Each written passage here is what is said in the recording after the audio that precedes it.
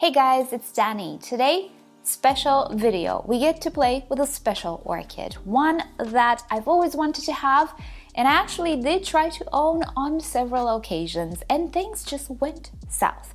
Or they started quite bad in the first place. I'm gonna tell you all about it. And this orchid, as the title might be of this video, is the beautiful Cymbidiella rhodochilla. Now this might sound and might look a little bit like a cymbidium, but it's not. It is a totally different genus. It is an epiphytic orchid that produces some of the most beautiful flowers I've ever seen in pictures, in my opinion. Never saw it live. So finally, I get to have a more mature individual. So before we start, don't forget to give this video a like if you end up enjoying it. It really helps it out. And why not subscribe? I post multiple times a week. Righty, so first, let me just tell you what's wrong with this orchid, or what was wrong in the past. I will do my best to find footage, although I did try a little bit before I started recording and I didn't find. I actually have a video with one rotten, like completely rotten, just unboxed it. It arrived to me pretty much almost completely gone. And that has always been the issue with this orchid for me. Whenever I ordered it, and I did order it multiple times, it would be at a seedling age, even tinier than the tiny growth this one has. So a very tiny seedling, which I presume is very, very sensitive leaf-wise. It is the orchid that gave me the most issues leaf-wise that I've ever owned. Coupled with the fact that the place where I usually was buying it from is not necessarily very talented at packing orchids. I'm gonna put it mildly. Some of you might know what I'm talking about. It was always packed wet. Not like slightly moist, no, drenching wet. And it would arrive to me in a decent time, I would say, for an orchid, but already with leaf issues, with rotten issues, because it was packed improperly. And it's not the orchid that bounces back very readily, or at least the seedlings are not, in my experience. And I had 4 or 3, something like that. Now, some of them which managed to slip through the cracks in the sense that they weren't packed all that wet, they did linger on with me for a little while, but eventually they all had some issues. Now, that could be the fact that the orchid is indeed sensitive, or that that particular batch had some issues because I always purchased it from the same place. I couldn't find it for sale anywhere else. And I am pretty limited in my location. Not everybody ships to me. Actually, most everybody doesn't. So always wanted to try again, but maybe with more of a mature individual, and certainly not from the same batch, not from the same place.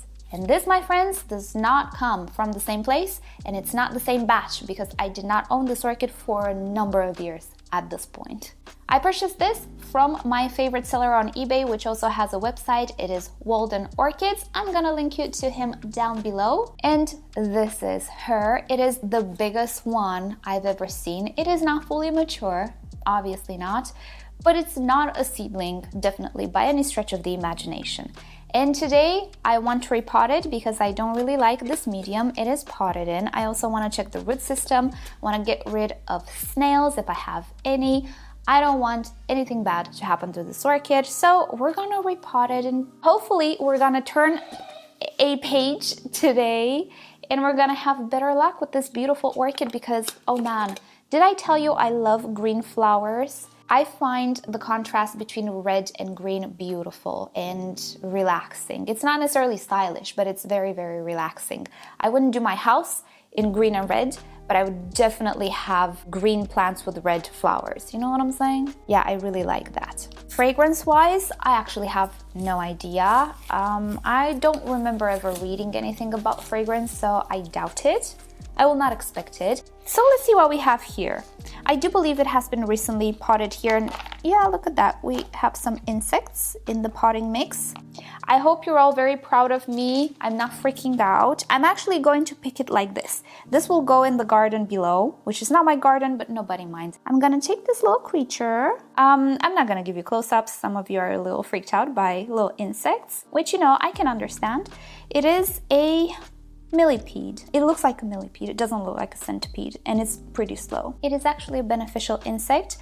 I have this involuntary fear of creatures with many, many legs. I don't know why, but I'm working on it. I don't want to have it, so I'm working on it and getting this insect with my hand is a big step. Woo, I'm proud of me. I bet you though that if it moved faster, I would have been like, ooh, but I'm not. Oh, here's another one. All right. So I should expect more of these.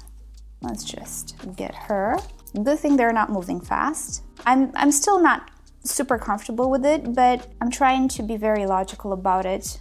They're harmless. I'm wearing gloves. I'm protected. I'm not like touching it, right? So I did good. I did good. I'm gonna take every win when it comes to these fears. I don't want to have them. I just don't. I don't like having these irrational fears. Oh, here's another one. I'm gonna save all of these guys and put them in the garden. By the way, let's chat a little bit since, you know, there's nothing interesting here. I'm just trying to remove all of this cocoa coir, it is actually, or cocoa peat from the root system. It's a good medium, but it's not necessarily my favorite. I like to work with sphagnum moss. In this case, we're gonna put sphagnum moss. Cocoa coir is just not so absorbent. It's a little too fine, a little harder to control. And I do also see a sphagnum moss plug here, so it's okay. We're gonna continue with sphagnum moss. What was I saying? So I was doing some research locally in trying to find an exotic and captive bred praying mantis. I was looking for either a ghost mantis, either, I don't know, one of the very decorated, very pretty mantises. I want to put it in the biorb.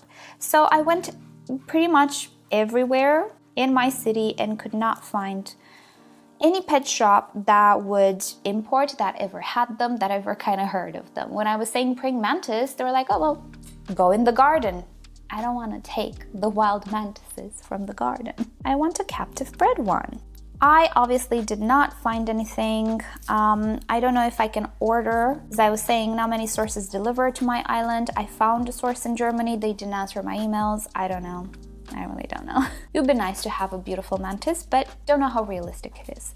Anyway, while visiting these pet shops, which I chose because they either had lizards or other insects such as tarantulas and stuff, and I thought, well, maybe they have more obscure stuff as well, like praying mantis, right? You don't just go to any pet shop that sells dog and cat food and say, hey, do you have praying mantises?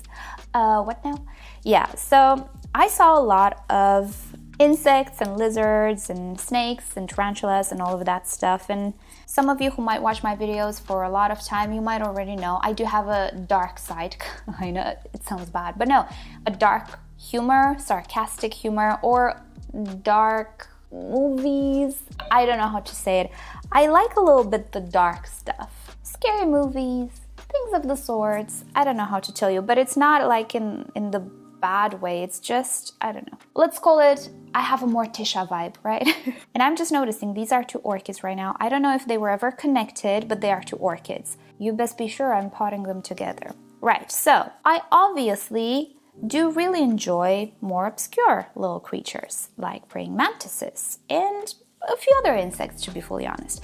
But I also have the other side of me, which is a little bit freaked out by stuff with many legs. Tarantulas, even though they're cuddly, kind of, they're fuzzy, have always been a little bit for me, but I've kind of admired them from a distance. And I saw a lot of tarantulas, and I have to say, you know, I'm getting better. I'm starting to like them more and more. Would I own one? I don't think so, not anytime soon. My fiance was like, can't you put a tarantula in the biorb? No. No, you cannot. But what I discovered, I don't know. My eyes were glued to it, and I was like already thinking and fantasizing it's not gonna happen because it implies some stuff that maybe I'm not willing to do. But one of the pet shops had the most darling little snake. He was, I think, a corn snake, and he was a baby. He was like this. He was orange and white, and he had the prettiest face. I have always liked lizards and snakes. I'm not really freaked out by them unless they're venomous. But I did hold a snake at some point on my hands. I'm not freaked out by them. I think they feel amazing. It's really interesting. Very, very different. They're actually, in my opinion, very velvety, or that's how they felt to me. I don't know. Some of you who might own snakes might be like, what is she talking about? That's how it felt to me. I don't know. I don't remember. It was 15 years ago. And I was surprised because I was expecting it to feel like scaly and weird, but it doesn't. Anyway, so I was already thinking, oh, what if I have a pet snake? Mind you though, these are baby snakes. They will grow, and when they grow, it's a little bit more problematic. And not only that, the food is a little bit more problematic as well, because again, I don't know how I feel about feeding them mice and stuff. You know, all I'm saying. But even though I probably will not own these animals, you know, because maybe I'm just not made for it, I have to say I really like them. I really do. And who knows, maybe one day I will, but for now, no. I wish though that I would own a praying mantis, which I find absolutely gorgeous. She is an exquisite insect, isn't she? But one thing I will never do is get animals from their own habitat which are not sick or impaired in any way and just put them in my home because I want to. I will not do that. I will not do that with orchids either, even if they're legal to get. I'm not about that life. I don't like it. But if they're already like bred for generations at this point, you know, I would get one and try to offer the best home that I possibly can. However, how cool would it be one day to show you a tarantula? I don't think I will. No, don't worry. And if I will, I'm gonna put it big in the title so you know not to click on it if, you know, you don't want to see such things. But, you know, I find them beautiful. They're all, you know, unique and interesting in their own way. And I find that the more I get older, the more relaxed I am about insects that kind of scared me or freaked me out before, which again is weird because I do have that Morticia vibe. And, you know, one day I was thinking to decorate like the living room with roses with cut flowers. You know how she does? That would be so cool. But, you know, I don't live alone. Let's not do that. My fiance is not as dark as me. Although he has a vibe. Maybe that's why we get along that well. But he would not decorate his house in that style. Anyway, from one blab to another, we are done. I'm gonna get rid of this. I will be back in a few minutes. Alright, so I'm actually going to reuse this pot since we're gonna be using full sphagnum moss and I don't want any light to go through and create some cyano issues, which I typically have. Also, this is a pretty sturdy pot and I cannot see through it. Usually when I get pots like these, they're very flimsy and they definitely are a little bit see-through. So this one is good quality though, so I'm gonna be reusing it. I also sprayed the root system of my orchid with some hydrogen peroxide to 3%. If it had millipedes, it might have snails as well. I don't want to risk it. I don't want anything to munch on the roots of this beautiful orchid. So, as I was saying, we're gonna be using full sphagnum moss, but in my way, very, very, very, very airy moss. So let's see about the level. Looks okay. I'm gonna try to center a little bit the orchid because I'm not entirely sure where it's gonna want to grow next, where the next shoot will be. I have zero experience with this plant, so this is a good approach to take with sympodials generally. You know how we always like to put the oldest growth towards the edge of the pot and the newest one towards the middle so we have more space for future growth? Well, when you don't know exactly what you're doing and you're not sure where the new growth is going to sprout from or what direction it will take, instead of you by mistake putting the new growth at the edge of the pot, which has happened to me so many times in the past, hey, we learn, right? Just center it as much as possible, leave the same room everywhere on all sides, and you're gonna figure it out at some point. Speaking about snails, I think I told you this before. Do you want to know something? My first pet ever, well, no, my second pet ever, because my first pets were chickens. My grandma used to grow chickens. So obviously I would play with them, but then my first other type of pet were snails. I was 5 or 6 or something like that. And I would take snails from the garden, make this beautiful little house in a box kind of for them, give them water, give them vegetables, give them stuff to eat. They were treated like kings. And not only that, I would take them with me when I would leave to visit my other grandparents, which were living in another city. I would take them with me. My grandma was very freaked out that I brought her snails, but you know, they put up with me. I appreciate that. But yeah, I do like snails. I don't like them munching on my orchids, but generally I do like snails. And recently I did see again on Instagram all sorts of beautiful looking pet snails, more exotic snails. If I cannot find praying mantises, what hope do I even have of finding pet snails? If I go to the pet shop and ask for pet snails, they're gonna look at me like, oh, poor girl, she's confused. So, you guys are so lucky. Some of you are so lucky. If you have all of these stuff available to you, I really envy you. I wish I would. Maybe in the future, you know, I'll find a way. But yeah, that was my first pet. And don't you worry, as I grew up, the situation didn't get any better because at some point I did have pet praying mantises. I actually received one as a gift from a fellow colleague that ordered a cocoon, and he gave me one of the little babies and I had to grow it. I couldn't just leave it alone, right? And I was actually going out of town on this trip. I took the creature with me. She was living in a little food container that was transparent with air holes. She had quite a bit of space for how tiny she was. Yeah, I took her with me. I was collecting her food in the field and I was holding my little container all the time in my lap. How old do you think I was? 14? No. 17? No. 22? Or something like that. I was a full adult.